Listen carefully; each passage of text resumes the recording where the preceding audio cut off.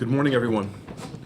On the heels of that statement, I want to reiterate the position that for the Prime Minister at this point to be proposing to the people of St. Lucia that he is going to go to the market steps to outline his budget plans is unacceptable and disrespectful. The Prime Minister passed an appropriations bill of over $1.4 billion and has not felt it necessary to account to the people how he is going to spend that money.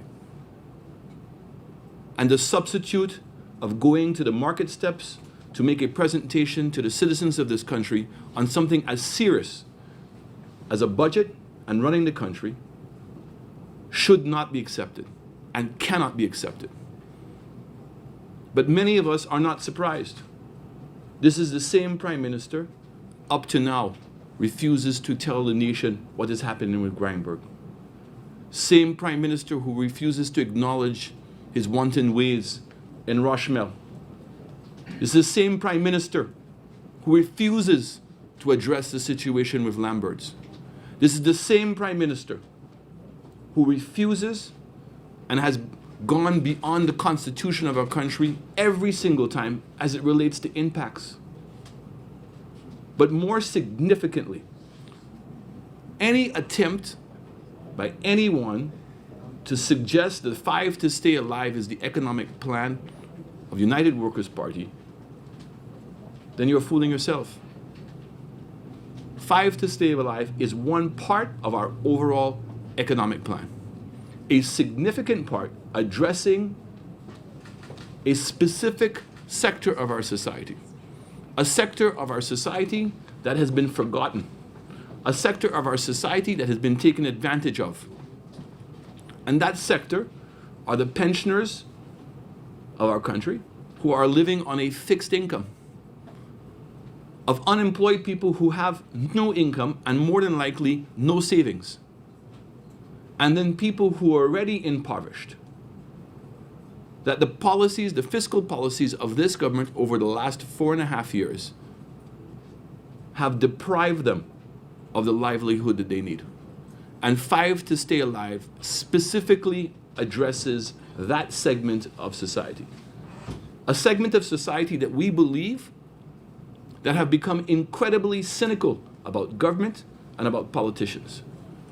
A segment of the society that no longer wants to hear about just words of hope, but actually want to see and know how they are going to benefit and how they can one day become part of the middle class of our society. A group of people who have already put their work in and would expect that a country would take care of them, now find themselves hurled into a corner, being deprived and being oppressed. I want to read again my statement that I made on the boulevard. 5 to Stay Alive. The immediate reduction and ultimate removal of the value-added tax. And here's the part that we all seem to forget.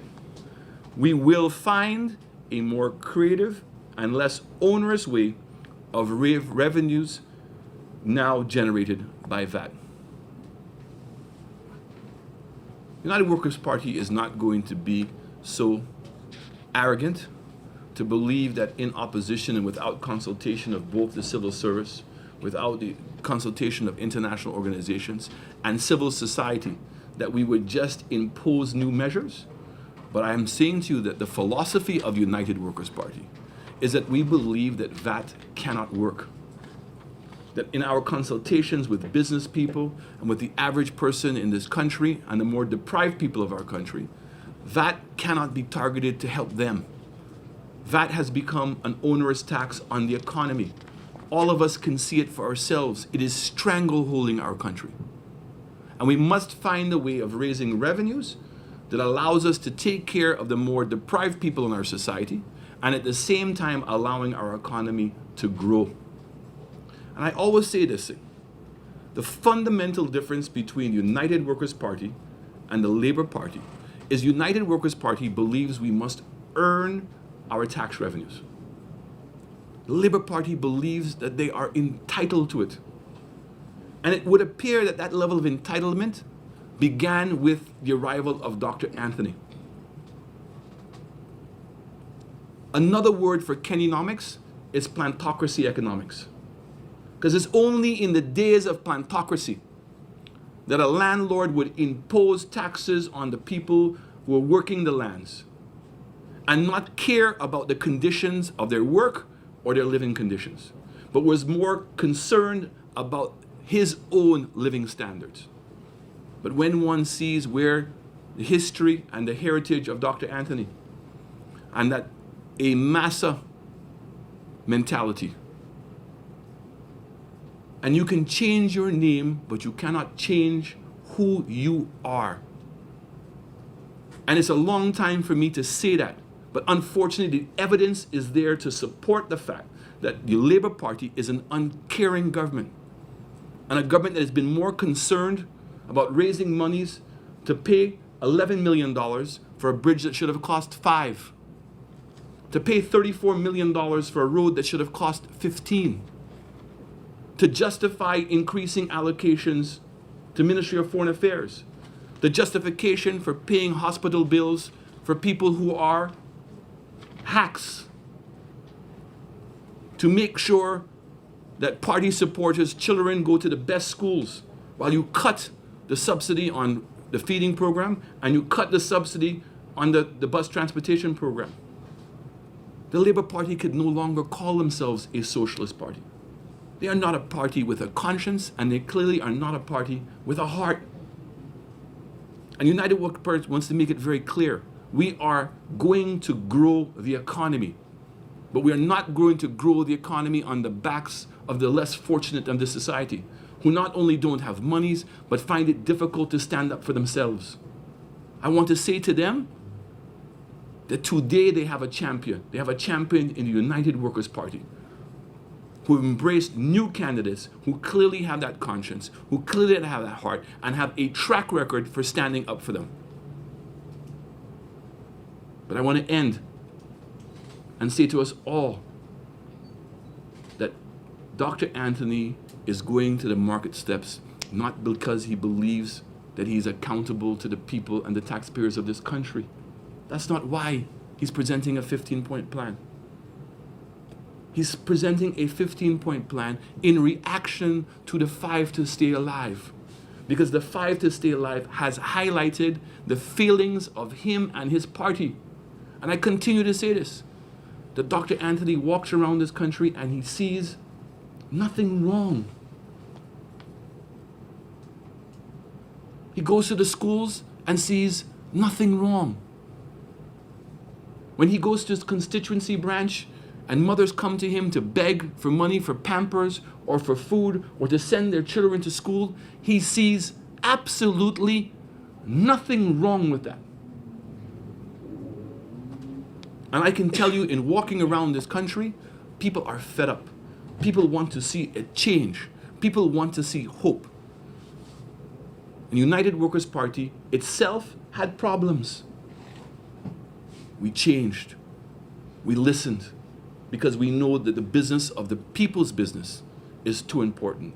The livelihoods of people are too important. And that we must set aside our own egos and whatever arrogance we may have. We must set it aside and put a structure in place of a political party that can deliver to the people of this country the rescue they need. So as we indicated in my statements, that in the following weeks, the United Workers Party will roll out its economic plan for recovery. And that the 5 to Stay Alive is part of that plan. An essential part dealing with people who have lost hope. And we're not giving them hope in terms of better days. We're giving them hope to put money in their pockets. Because the United Workers Party believes that the revenues that were collected by the government under VAT are better put in the pockets of the people and to allow them to spend. It is that spending that is going to strengthen our economy. It is that spending that is going to create the recovery, not by putting the money into the coffers of the government, and we all have to question where the money gone. Because over the last 3 years, the economy has contracted, unemployment continues to increase, and worse than that is that we're now almost paying twice as much in interest payments than we were 5 years ago. That the total debt of this country stands at $2.9 billion. And I know a lot of St. Lucians don't understand the significance of that.